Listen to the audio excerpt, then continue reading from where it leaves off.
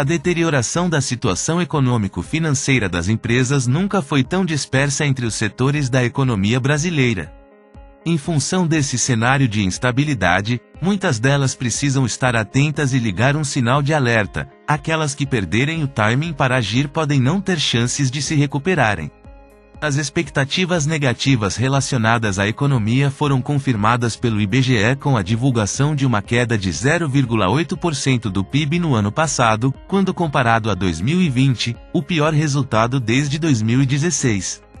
Além disso, caso a perspectiva de mercado divulgada pelo Banco Central, no último relatório Focus, seja confirmada para 2023, o PIB terá um considerável aumento, subindo 1,5% em relação ao ano passado. Esses fatos não só provocam a apreensão de investidores, mas principalmente, desafiam a continuidade das empresas de quase todos os setores da economia nacional.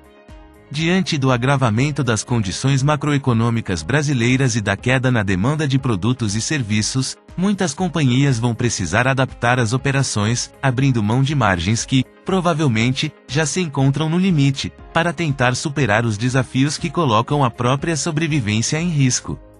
Esse cenário tem consequência direta entre o empresariado brasileiro. Dados do Serasa Experian apontam que, no ano passado, os pedidos de recuperação judicial aumentaram, aproximadamente, 55% em relação ao ano de 2020. Além disso, só no primeiro bimestre deste ano, essas solicitações são 16,4% superiores ao mesmo período em 2019. É verdade que é comum existirem empresas com baixa produtividade, mão de obra superdimensionada, lead time maior que o necessário e desbalanceamento de estoque e de linhas de produção.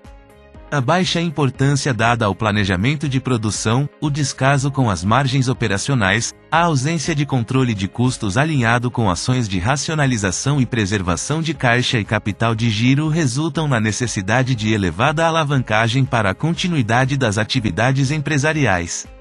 A chave para a sobrevivência inicia-se pela arrumação de casa, ou seja, pela reestruturação operacional do negócio. Vale lembrar que algumas características são essenciais para que um processo de reestruturação tenha um resultado positivo. Um planejamento bem-sucedido conta com uma liderança forte e deve ser implementado em diversas áreas como a societária, financeira, estratégica e operacional.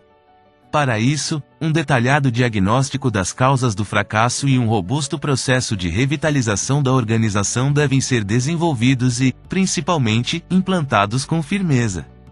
É fato que diante de uma boa reestruturação uma empresa pode se restabelecer e até voltar mais forte do que antes. Mas, para isso, o timing para agir é fundamental.